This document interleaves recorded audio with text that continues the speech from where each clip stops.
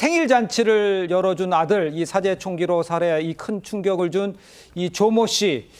과거 성범죄로 법정 선고를 받았다는 새로운 사실이 지금 알려진 것 같아요? 네, 과거에 비디오방을 운영했었다고 합니다. 예. 본인이 운영하던 비디오방에서 손님을 상대로 강제추행 치상죄를 벌여서 이 징역형의 집행유예를 선고받은 사실이 새롭게 드러났는데요. 예.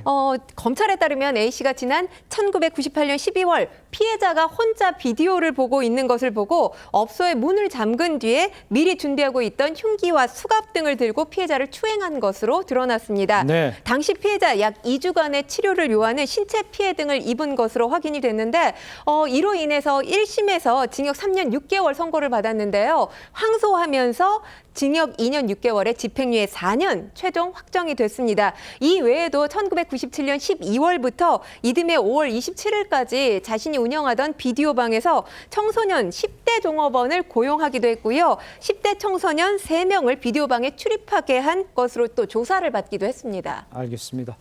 자, 그런데 이 조 씨에 대해서 경찰이 살인 미수 혐의로 추가로 적용했다고 하는데 왜 추가를 한 겁니까? 일단 지금 피해자 A씨에 대해 드러난 혐의가 살인, 그리고 현주 건조물 방화 예비, 총포 도검, 화학류 등의 안전관리에 관한 법률 위반 혐의 이렇게 3가지였는데 예. 여기에 지금 살인 미수가 더해진 겁니다. 일단 A씨 같은 경우는 아들만 살해하려 했다 이렇게 주장을 했지만 유족의 입장이 달랐잖아요. 최근에 경찰이 유족과 관련해서 조사를 진행을 했습니다. 네네. 차에 총을 가지러 갔었다.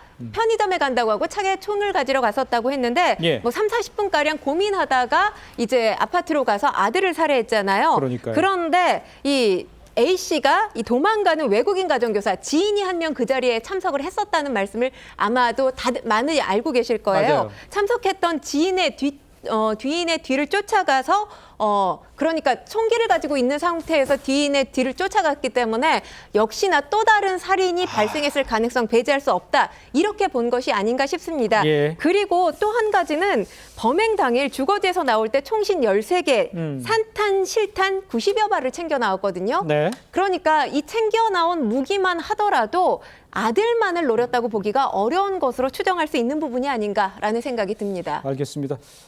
또 다른 이 충격적인 소식은요. 당시 총격 상황에서 이 피해자의 아내가 경찰에 이 다급하게 신고한 요 신고 내용 녹취록이 공개가 됐습니다. 내용이 아주 충격적입니다. 네, 그렇습니다. 녹취록을 보면 피해자의 아내가 자녀들과 함께 방 안에 숨어 있다. 아버지가 총을 들고 있고 남편이 피를 많이 흘리고 있다. 그렇게 이야기를 하면서 경찰의 신속한 출동과 구급자 요청을 호소하는 긴박한 상황이 담겨져 있습니다. 네. 그런데 경찰 상당히 늦게 도착을 했죠. 특공대 투입과 절차 문제로 인해서 신속하게 대응하지 못했고 결국에는 병원 이송 당시에 이 피해자 사망하고 말았습니다. 예. 여기에 대해서 시민과 여론에서 비판의 목소리가 상당히 들끓고 있는 상황입니다. 알겠습니다.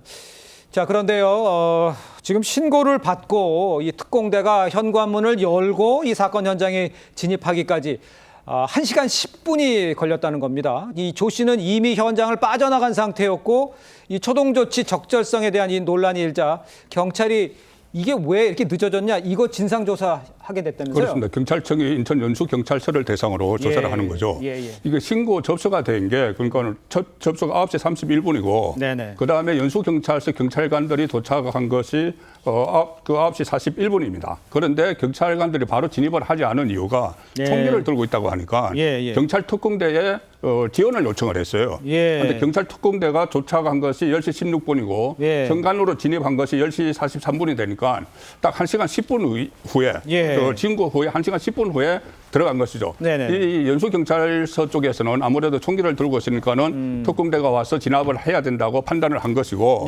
그런데 실은 그 시간에는 피의자가 그 현장에 없었습니다. 현장에 없고 이미 빠져나와서 서울로 도주를 하고 있었죠. 그렇다면은 그때 가 있던 그 윤수경찰서 경찰관들이 그 엘리베이터를 타는 이 CCTV 같은 것을 확인을 했으면은 특공대가 오기 전에 진입을 했을 수가 있죠. 만약에 진입을 했었다고 하면은 그때 지금 그 피해자 살해된 사람이 그때 상황은 어떤지는 모르지만은 빨리 또 응급 조치를 할 수도 있었지 않겠느냐 뭐 확언할 수는 없지만은 그런 분석까지 나오는데 경찰로서는 그렇게 할 수밖에 없었던 것이 그 며느리가 계속 방 안에 피해 있으면서 경찰과 통화를 하면서 시아버지가 거실에 있다고 계속 이야기를 했답니다. 그 나간 걸 모르고 거실에 있다고 이야기를 했기 때문에 특공대가 올 때까지 기다리는 그런 상황이 돼버린 거죠. 알겠습니다.